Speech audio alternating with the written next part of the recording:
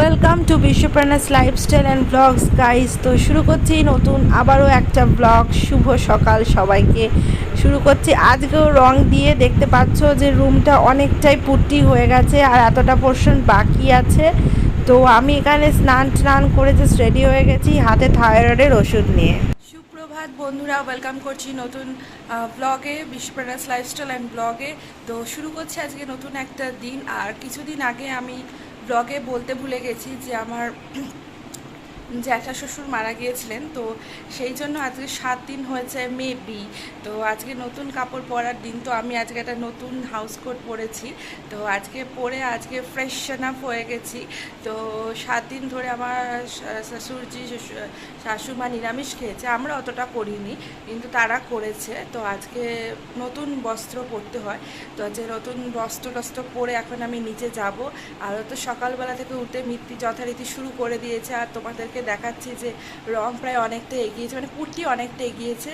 আজকে আর ওপরে উঠতে পারবো না, কারণ মাচা বেঁধে দেবে। আমি চট করে চান করে নিচে চলে যাবো, কারণ একবার মাচা বেঁধে দিলে আমি আর নিচে যেতে পারবো না। থাইরয়েডের ওষুধটা রেখেছি, জলটা আনিনি, ভুলে গেছি। জলটা নিচে গিয়ে জল দিয়ে ওষুধটা খেয়ে নেবো। তো চলো আজকে দিনটা শুরু করা যাক। আর আমার সাথে তোমরা অবশ্যই থাকো এবং ব্লগটা পুরোপুরি দেখতে থাকো। চা বসিয়ে এবার পেহুকে নিয়ে একটু বসলাম। পেহুর আবার ঘুম পেয়ে গেছে, তাই আমি মামুনিকে এখন ঘুম পাড়াচ্ছি গান গেয়ে গিয়ে।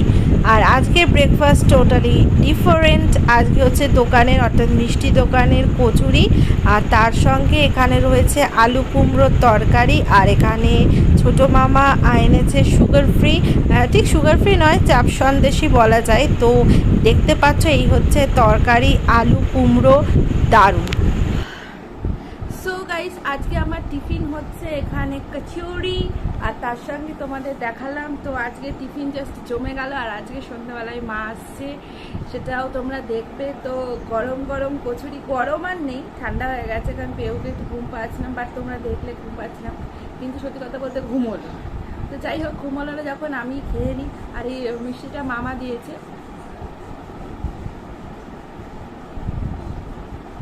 ঠান্ডা হয়ে গেছে, মজা মনে ভালো।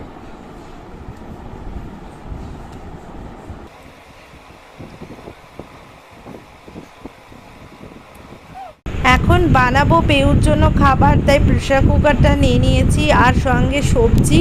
আর এর সঙ্গে আমি অ্যাড করি একটু ডাল, আর তার সঙ্গে একটু চাল, আর একটু নুন আর হলুদ দিয়ে বসিয়ে দিয়েছি প্রেশার কুকারে। এখন প্রেশার কুকারে সিটি হবে। পেউকে খাইয়ে টাইয়ে দিয়ে এবার এসেছি নিজেদের খাদ্য প্রস্তুত করতে। আমি বেসিক্যালি কিছু করছি না, এখানে জাস্ট একটা সাইড ডিশ বানাতে এসেছি। তো আজকে ঢ্যাঁড়স পোস্ত করব। এখানে ছানা ভাজার জন্য একটু পোস্ত বেঁচে গেছিলো, ওই পোস্ত দিয়ে করে দেবো। কারণ একটু কারেন্ট চলে গেছে, ইনভার্টার আছে কিন্তু ইনভার্টার দিয়ে তো আর মিক্সার চলবে না, তাই এখন এটা আমি ভালো করে ভেজে নিচ্ছি। তো তোমরাও করে দেখতে পারো গাইস, ভীষণ ভালো খেতে হয় ঢ্যাঁড়স পোস্ত, ভীষণ ভালো। আমার তো ঢ্যাঁড়স খুবই ভালো লাগে, সে ভাজা বলো পোস্ত বলো দুটোই। তার সাথে সাথে পেউর এখানে পটলগুলো স্টেরিলাইজ করে নিচ্ছি, কারণ এখন খুব গরম পড়েছে আর পোস্তগুলো লেগে লেগে গেছে, দেখতেই পাচ্ছ। আর রনি এখানে জল ভরতে এসেছিলো, কি অবস্থা দেখো। তো যাই হোক, আমার এখানে ঢ্যাঁড়স পোস্ত হয়ে গেছে, অলমোস্ট জুড়ে ঢ্যাঁড়স পোস্ত।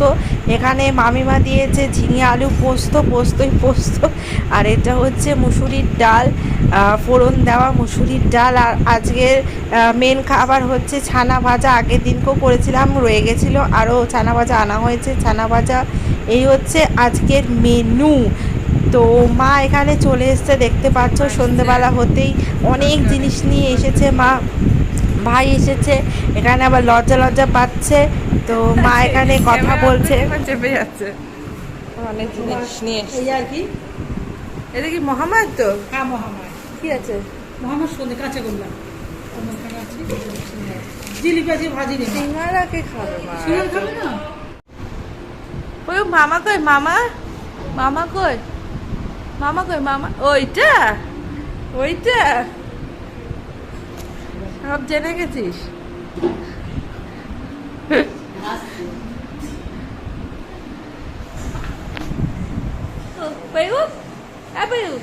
মামা কই? মামা মামা কই? ওইটা তুমি ভুলে যাওনি, মনে রেখেছ?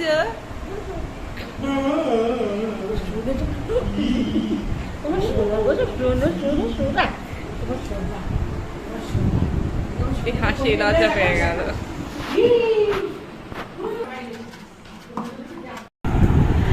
আর এদিকে পেউর জন্য সুজি তৈরি হচ্ছে, সন্ধ্যাকালীন ওর টিফিন সুজি। আর সুজিটাকে একটু ভালো করে ছেঁকে নিতে হয়, না লাম্পসগুলো থেকে যায়। তো এখন মা মানে এখানে রয়েছে, ভাই এখন ওকে নিয়ে খেলছে, আর ও খেলছে ভালো মতন করে খেলছে। আর ও তো মানে লোকজন দেখলে ভীষণ ভালোবাসে, আর সবাইকে দেখে আরও ভীষণ খুশি। মামাকে দেখেছে এখন তাই তাই তাই করছে। তো এখনও কি করবো জাস্ট বুঝতে পারছে না, পাগল পাগল অবস্থা হয়ে গেছে। তাই মাকে বলেছি ও এত সুন্দর ওয়াকারে এখন হাঁটে, তোমাকে দেখাবো। তো এখন মা ওর জন্য কিছু জিনিস নিয়ে এসছে, সঙ্গে আমাদের জন্য এনেছে, সেটা এক এক করে এখন দেওয়া শুরু করবে। আর ওখানে অধীর আগ্রহে অপেক্ষা করছে যে কী কী আসতে চলেছে। তো দেখতে পাচ্ছ আবার সেই জিরে বিস্কুট এসছে, এক প্যাকেট জিরে বিস্কুট। এখন ওর ভীষণ পছন্দ হয়েছে, ওটা নিয়ে এখন খেলা শুরু করে দিয়েছে। আর তারপর এখন মাকে বলছে আর কী কী আছে, আর কী কী আছে সঙ্গে সঙ্গে দেখাও। তো এখন দেখাচ্ছে সেই কুচি বিস্কুট যেটা আমি খাই, সেটা আবার এক প্যাকেট মা নিয়ে এসছে এখন বিস্কুট। তো ভীষণ ভালো লাগে বিস্কুট। আমি বললাম আমার কাছে তো আছে, তুমি আবার কেন এনেছো? তো যাই হোক আবার কুচি বিস্কুট নিয়ে এসছে। তার সঙ্গে দেখি আর কি এনেছে, আর কি এনেছে, আর কি এনেছে, অনেক কিছু জিনিস নিয়ে আসে। সবসময় বলি তা নয়, সঙ্গে সঙ্গে চলে এসছে এখানে সান্ধ্যকালীন টিফিন সবার জন্য, মিষ্টি, সব রকম ধরনের মিষ্টি। আচ্ছা, মায়ের ঝুলি থেকে আরও বেরিয়েছে এখানে ম্যাগি। আর মা এনেছে পেউর জন্য আবার একটা জামা, হোয়াইট কালারের ওয়াটারমেলন প্রিন্টেড, খুব সুন্দর জামা। একটা ভীষণ গরমকালে সুদিং কালার, হোয়াইট কালার।